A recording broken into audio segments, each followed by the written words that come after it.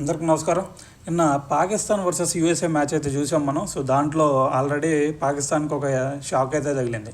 మరి ఇలాంటి షాకులు పాకిస్తాన్కి కొత్త అనుకుంటే ఇలాంటి షాకులు పాకిస్తాన్కి అసలు కొత్త అయితే కాదు. ఎందుకంటే లాస్ట్ టైం కూడా మనం చూసాం, జింబాబ్వే మీద వీళ్ళు ఒక్క రన్ తేడాతో ఓడిపోయారు. సో ఇలాంటివి అయితే కొత్త ఏం కాదు పాకిస్తాన్కి. అయితే ఇలా ఇంత స్ట్రాంగ్ బౌలింగ్ లైనప్ ఉన్న పాకిస్తాను అసలు ఇలాంటి చిన్న చిన్న టీమ్స్ మీద ఓడిపోవడానికి రీజన్స్ ఏంది అనే దాని గురించి మనం మాట్లాడితే, ఫస్ట్ మనకి రీజను ఏంటంటే వీళ్ళ ఫీల్డింగ్, దాని తర్వాత వీళ్ళ బ్యాటింగ్. సో ఫస్ట్ ఫీల్డింగ్తో పాటు వీళ్ళకి ఇంకొక మైనస్ ఏంటంటే వీళ్ళకల్లే ఒక కెప్టెన్సీ లోపం అనేది అయితే కూడా చెప్పాలి. ఎందుకంటే కెప్టెన్సీ లోపం అని ఎందుకు అంటున్నామంటే, నిన్న చూస్తే మనకి వీళ్ళకల్లే లాస్ట్ ఓవర్స్లో చూస్తే వీళ్ళకల్లే బాల్ రివర్స్ స్వింగ్ అవుతుంది. ఇలాంటి రివర్స్ స్వింగ్ అవుతున్నప్పుడు కూడా ఒక స్లిప్పర్ని పెట్టాలి అనే ఆలోచన కూడా కెప్టెన్కి రాకపోవటం ఇది ఇంకా దారుణం. సో ఒక స్లిప్పర్ని పెట్టాలనే లేదు, దాని తర్వాత ఫైన్ లెగ్లో ఫీల్డర్స్ లేరు. దాని తర్వాత లాస్ట్ ఓవర్లో చూసుకున్నట్టయితే లాస్ట్ బాల్ 4 రన్స్ కొట్టాలి. 4 రన్స్ కొట్టాలన్నప్పుడు ఎటువంటి కెప్టెన్ అయినా సరే లాంగ్ ఆన్లో ఒక ఫీల్డర్ని అయితే ఖచ్చితంగా పెట్టుకుంటారు. సో నిన్న చూస్తే అది కూడా ఒక లోపం అయితే కనిపించింది. సో ఇలాంటి కెప్టెన్సీ లోపం ఒకటైతే, సో దీని తర్వాత వీళ్ళ ఫీల్డింగ్ అటాక్ చూసుకున్నట్టయితే ఫీల్డింగ్ ఇప్పటి నుంచే కాదు, ఇంజమాముల్ హక్ లేదంటే వసీం అక్రమ్ ఆ టైం నుంచి కూడా పాకిస్తాన్ ఫీల్డింగ్ చూస్తే ఎప్పుడు కూడా దారుణంగానే ఉంటుంది. సో దాంట్లో అయితే మనం చెప్పాల్సిన పని అయితే లేదు.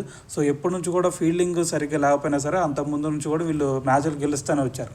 సో మన ఇండియా టీం అంతకుముందు చూసుకున్నట్టయితే ఐసీసీ ట్రోఫీస్ పక్కన పెడితే మన ఇండియా టీమ్స్ మీద బయలాటరల్ సిరీస్లో అయినా లేదంటే ట్రై సిరీస్లో అయినా సరే మన ఇండియాకి గట్టి పోటీ ఇచ్చేవాళ్ళు. దాంతోపాటు మన ఇండియా మీద ఎక్కువ మ్యాచ్లు పాకిస్తానే గెలిచింది ఐసీసీ ట్రోఫీస్ పక్కన పెడితే. మరి ఇలాంటి టీము, మరి మన ఇండియాను కూడా బీట్ చేసే టీము ఇలాంటి చిన్న టీమ్స్ మీద ఓడిపోతుంది అంటే మెయిన్ రీజన్ ఎక్కడ ఉంది అంటే వీళ్ళ బ్యాటింగ్ అటాక్.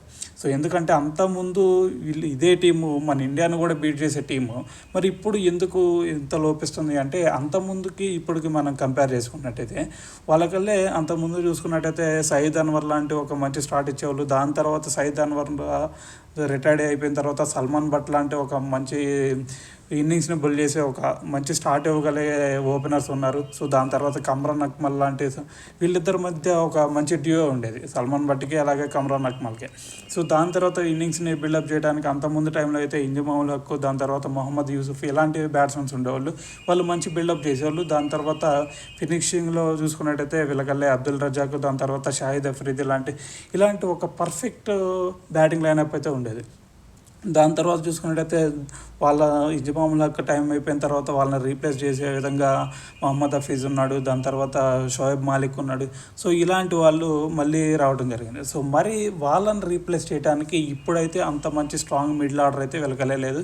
దాని తర్వాత ఒక ఫినిషర్ కూడా వెలకల్లే కనిపించట్లేదు. షాహిద్ అఫ్రీది లాంటి ఒక ఫినిషర్ కూడా వెలకల్లే కనిపించట్లేదు. మరి వెలకల్లే షాహిద్ అఫ్రీది లాంటి ఫినిషర్ వెలకల్లే కొంచెం ఇఫ్తిఖర్ అహ్మద్లో అయితే కొన్ని క్యారెక్టర్స్ ఉన్నాయి. సో కొంచెం హిట్టింగ్ ఎబిలిటీ ఉన్న ప్లేయర్. మరి దాని తర్వాత మిడిల్ ఆర్డర్లో మరి దాంతోపాటు ఇఫ్తిఖర్ అహ్మద్ చూసుకున్నట్టయితే అన్ని మ్యాచెస్లో అయితే ఫినిష్ చేయలేకపోవచ్చు. సో ఇప్పుడు జరుగుతుంది కూడా అదే. ఇఫ్తిఖర్ అహ్మద్లో అంత టాలెంట్ ఉన్నా కానీ సో అతనైతే మంచి సిక్స్లు కూడా కొట్టలేకపోతున్నాడు. సో అదే రీజన్ అయితే వేరే రీజన్స్ అయితే ఉండొచ్చు, కానీ షాహిద్ అఫ్రీదీని రీప్లేస్ చేసే విధంగా అయితే ఇఫ్తిఖర్ అహ్మద్లో అయితే కనిపించట్లేదు. దాని తర్వాత మంచి ఇన్నింగ్స్ని బిల్డప్ చేయడానికి కూడా లేదంటే మంచి ఓపెనింగ్ స్టార్ట్ కూడా ఇచ్చే బ్యాట్స్మెన్స్ అయితే వీళ్ళకల్లే కరువయ్యారు. మరి మీరు అడగవచ్చు, బాబర్ అజమ్ ఉన్నాడు కదా, బాబర్ అజమ్ మంచిగా బ్యాటింగ్ చేయగలుగుతాడు కదా, దాని తర్వాత రిజ్వాన్ కూడా కొన్ని స్టార్ట్స్ ఇవ్వగలుగుతాడు కదా అని మీరు అనుకోవచ్చు. కానీ రిజ్వాన్ చూసుకున్నా లేదంటే బాబర్ అజమ్ చూసుకున్నా వీళ్ళు చిన్న టీమ్స్ మీద ఆడుతున్నారు తప్ప పెద్ద టీమ్స్ మీద వచ్చేసరికి వీళ్ళు ఫస్ట్లోనే చేతులు ఎత్తేస్తున్నారు.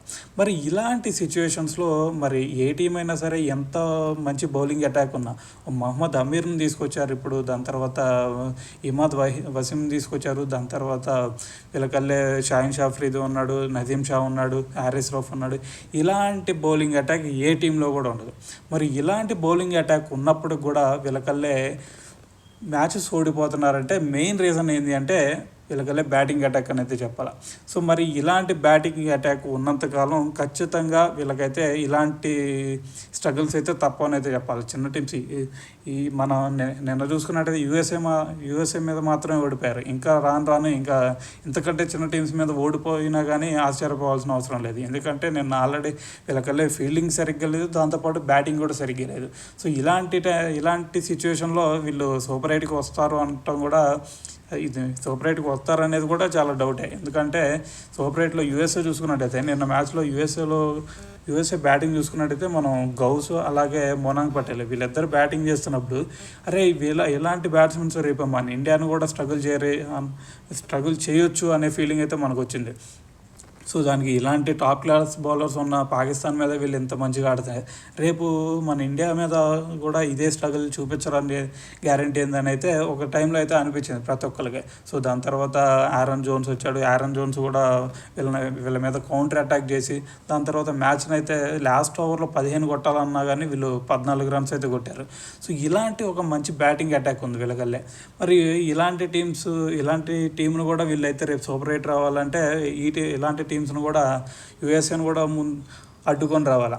సో మరి ఇలాంటి సిచ్యువేషన్లో మరి పాకిస్తాన్ సూపర్ ఎయిట్కి వచ్చిద్దా లేదా అనేది కూడా చెప్పాలంటే చాలా కష్టంగానే ఉంది.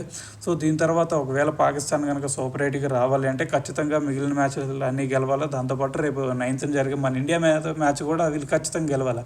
ఒక్క మ్యాచ్ ఓడిపోయినా కానీ వీళ్ళు సూపర్ ఎయిట్ నుంచి అయితే వెళ్ళిపోతారు. సో దాని తర్వాత యూఎస్ఏ చూసుకున్నట్టయితే ఆల్రెడీ 2 మ్యాచ్ గెలిచింది ఇప్పుడే. సో దాని తర్వాత మన ఇండియా మీద కూడా కొంచెం టఫ్ ఫైట్ ఇచ్చే ఛాన్స్ ఉంది. సో మిగిలిన 2 టీంలు కెనడా మీద, ఐర్లాండ్ మీద ఈజీగా గెలిచేస్తారు కాబట్టి సో రేపు కనుక పాకిస్తాన్ సూపర్ ఎయిట్కి రావాలంటే మన ఇండియా మీద గెలవాల్సిందే. దాని తర్వాత మిగిలిన మ్యాచ్లు కూడా వీళ్ళు ఖచ్చితంగా గెలిస్తే తప్ప వీళ్ళైతే సూపర్ ఎయిట్కి అయితే వచ్చే ఛాన్స్ అయితే ఖచ్చితంగా లేదని అయితే చెప్పాలా. సో చూద్దాం ఏం జరిగిద్ది అనేది.